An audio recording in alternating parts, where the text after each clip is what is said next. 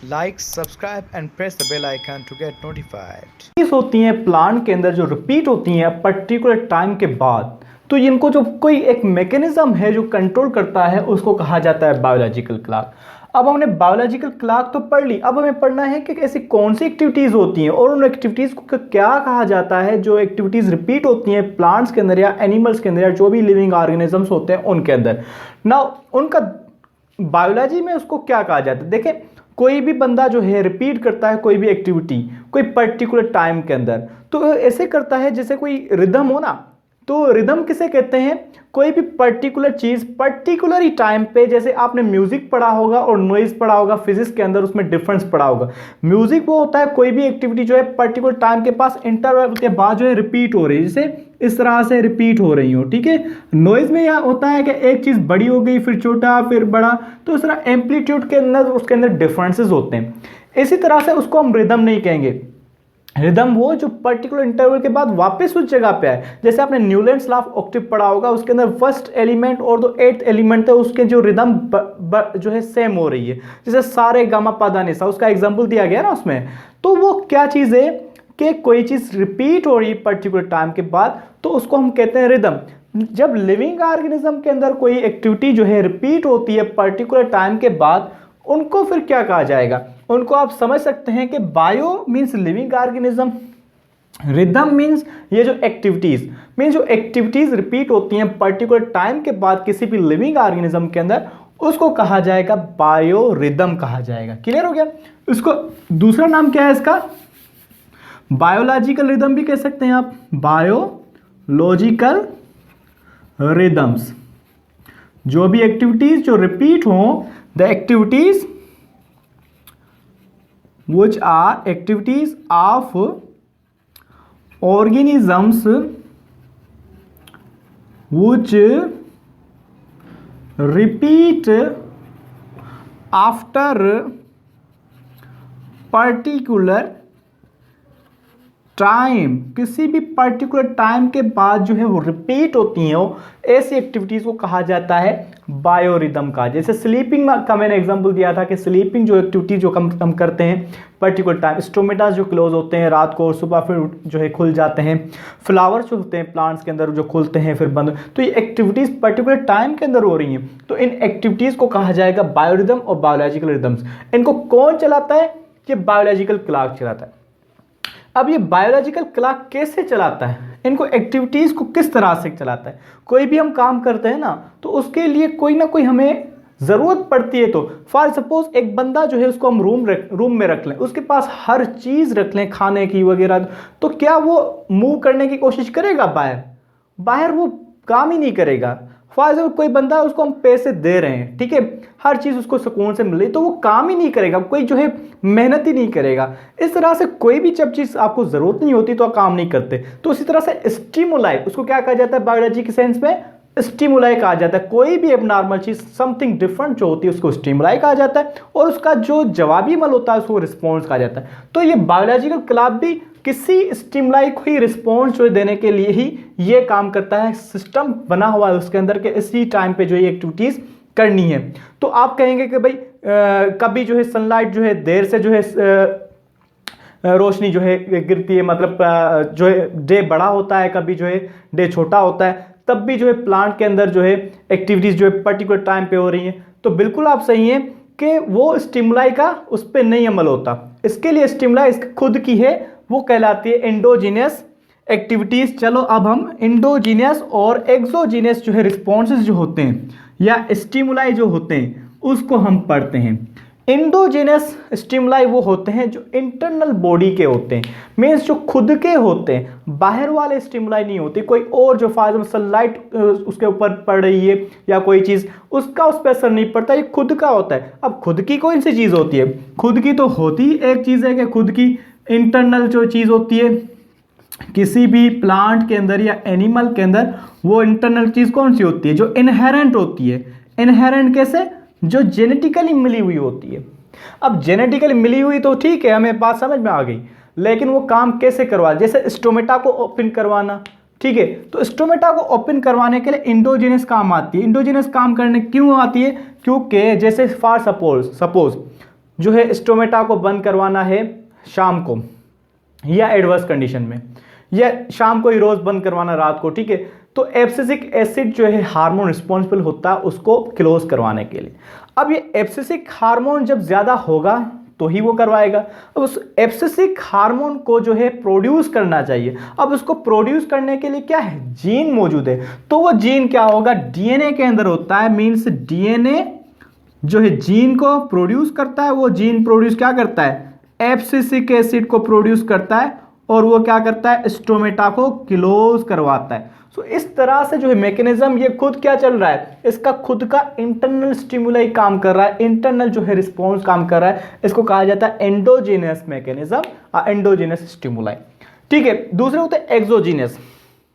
लफ्ज एक्सो से ही आपको पता है, एक्सो का मतलब क्या होता है, बाहर वाला, ठीक है। जैसे एक्सोस्मोसिस आपने पढ़ा है, एक्सोथर्मिक रिएक्शन भी पढ़ा होगा आपने, ठीक है। अब एक्सो जो है मतलब कोई भी स्टिमुलाई हो लेकिन बाहर से हो, किसी भी प्लांट के लिए या एनिमल, कोई भी लिविंग ऑर्गेनिज्म हो। जैसे बैक्टीरिया के अंदर भी पढ़ा था हमने कि 3 टाइप की उसके अंदर मूवमेंट होती है, फोटोटेक्टिक, मैग्नेटोटेक्टिक एंड केमोटेक्टिक, ठीक है। और उसकी टेक्सिस कहा जाता है हर मूवमेंट को।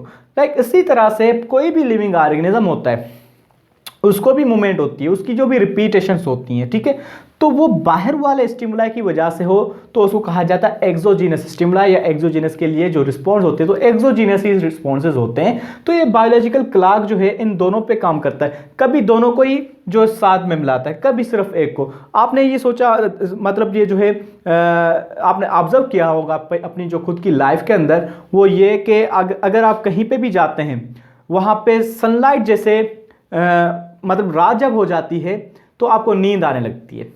तो ये क्या करता है, मतलब ये क्या हो रहा है, एक्सोजीनस हो रहा है ना। लेकिन इस पर ये भी काम कर रहा होता है इंडोजीनस। इंडोजीनस कैसे, वो मेलाटोनिन हार्मोन, सॉरी मेलानोसाइट जो है, इसका नाम में अभी थोड़ा मिस हो गया, मेलाटोनिन या मेलानोसाइट में से कोई है, कि वो एक हार्मोन है जो नींद के लिए, स्लीपिंग के लिए काम आता है। तो ये इसको रिलीज करवाता है, रिलीज करवाएगा तो उसको स्लीपिंग आएगी, ठीक है। So this is all about the exogenous and endogenous activities. जैसे कि फ्लावर जो है ओपन होते हैं, खुलते हैं, बंद होते हैं, तो वो भी एक्सोजीनस। अब हम बात करते हैं कि बायोरिदम्स के टाइप्स कौन से हैं, ठीक है। बायोरिदम्स के टाइप्स वैसे तो बहुत सारे हैं, लेकिन मेन जो है वो ये 2 हैं, सर्केडियन रिदम्स और सर्केनियल रिदम्स। नाउ सर्केडियन रिदम में आप अगर हम इसकी डीपली इसके वर्ड पे जाएं, सर्का अलग से लफ्ज है। सर्का का मतलब क्या होता है, सर्किल। सर्किल का मतलब होता है, सर्किल कोई चीज जो है यहां से एक पॉइंट से घूम के वापस इस जगह पे आ रही, तो ये सर्किल बना ना। अगर ऐसे कहूं कि यहां से आके इस तरफ यहां पे आई तो ये सर्किल नहीं बना। अगर पूरा घूम के वापस आती है, मींस कोई भी एक्टिविटी पर्टिकुलर टाइम को पास करके उसी जगह पे उसी टाइम पे फिर रिपीट हो, तो उसको कहा जाता है सर्किल, ठीक है। और डायन लफ्ज आ रहा है, डायन मींस डे। डे के अंदर कितने आवर्स होते हैं, 24 आवर्स। मीन्स 24 आवर के बाद कोई भी एक्टिविटी जो है रिपीट हो रही हो, रिपीट मतलब रिदम हो रही हो, तो उस रिदम्स को कहा जाता है सर्केडियन रिदम्स।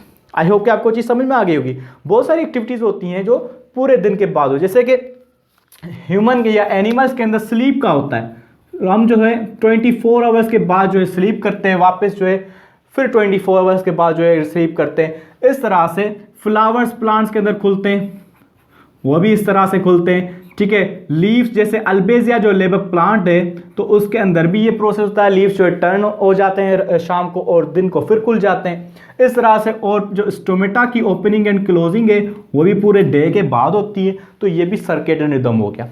अब बात है सर्केनियल रिदम, ये हमने एक पढ़ लिया। दूसरा सर्केनियल रिदम क्या होती है, सर्केनियल रिदम्स वो होती हैं जो पर्टिकुलर, देखा सर्का मीन्स सर्किल, साइकिल, ठीक है। Annual means year. वो एक्टिविटीज किसी भी लिविंग ऑर्गेनिज्म की जो पूरे ईयर के बाद जो है रिपीट हो, उसको कहा जाता है सर्केनियल। फॉर एग्जांपल जो है एक, आप तो कहेंगे कि नहीं होता, पूरे ईयर के बाद जो एक्टिविटीज रिपीट नहीं करते, वो तो रोज करते रहते हैं ये सारी चीजें। लेकिन इसके अलावा जो है कुछ एक्टिविटीज होती हैं जो पूरे साल के बाद भी एक्टिविटीज करते हैं। जैसे कुछ प्लांट्स या एनिमल्स आपने देखे होंगे, उसका प्रॉपर सीजन होता है, उसके अंदर वो फ्रूट्स देते हैं या वो बच्चे देते हैं, रिप्रोडक्शन करते हैं। तो ये क्या होगा, एन्यूअल हो गया, सर्केनियल कहलाएगा। दूसरा जो है वो फॉर सपोज एन्यूअल रिंग्स हमने पढ़ा था, जाइलम और फ्लोएम बनते रहते हैं वास्कुलर कैम्बियम की एक्टिविटी की वजह से, हमने सपोर्ट एंड मूवमेंट जो है चैप्टर के अंदर पढ़ा था। तो उसके अंदर देखें ये भी एन्यूअल है। तो इस तरह से ईयर के बाद जो होती है उसको कहा जाता है सर्केनियल रिदम्स कहा जाता है। इसके अलावा और भी टाइप्स होते हैं, जैसे मंथली जो है मेंस्ट्रुअल साइकिल जो है ये इंटरनल, ये क्या है, इंडोजिनस की एक्टिविटी की एक मिसाल है। इंडोजिनस मीन्स खुद ब खुद होता है, ऐसे स्टिमुलाई बाहर की जरूरत नहीं होती, इंटरनल होता है। तो ओवेरियन साइकिल हो गया, मेंस्ट्रुअल साइकिल हो गया, एक जो है एक रिलीज होता है, फिर वापस 28 डेज के बाद वापस रिलीज होता है। तो ये साइकिल कंप्लीट हो रही है, this is also the cycle. इस तरह से बहुत सारी जो है रिपीटेशंस होती रहती हैं। और भी बहुत सारे टाइप्स हैं, जैसे कि क्रिपस्कुलर होते हैं, जैसे वो जो एक्टिव होते हैं डान और डस्क के टाइम पे, ठीक है। जैसे मच्छर जो है मॉस्किटोज, वो डान और डस्क के टाइम पे जो है वो एक्टिव होते हैं। दूसरे होते हैं डायurnal होते हैं, ठीक है। इस तरह से बहुत सारे होते हैं, एक्टिविटीज़ होती हैं, तो उनको बायोरिदम्स कहा जाता है। सो this all about the biological clock. हम रिपीट करते हैं, पूरा समराइज करते हैं इस हमारे चैप्टर से टॉपिक को। बायोलॉजिकल क्लॉक एक सेट ऑफ मैकेनिज्म होता है जो प्रॉपर टाइम पे, पर्टिकुलर टाइम पे पर्टिकुलर एक्टिविटीज़ को करवाता है, उसको कहा जाता है बायोलॉजिकल रिदम।